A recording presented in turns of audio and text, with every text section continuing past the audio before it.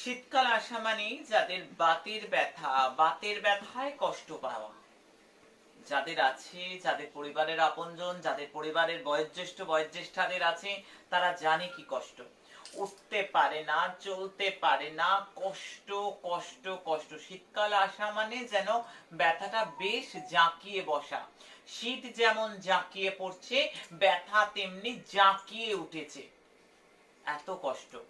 আমি বলবো মার রূপময়ী পট্টি, এই প্রত্যেকটা পট্টি ভৈরবজির মন্তব্য। তো এই পট্টিটা হাঁটুতে, যদি ঘাড়ে ব্যথা হয় যাদের ফ্রোজেন শোল্ডারে, তাদের ঘাড়ের পট্টি রয়েছে।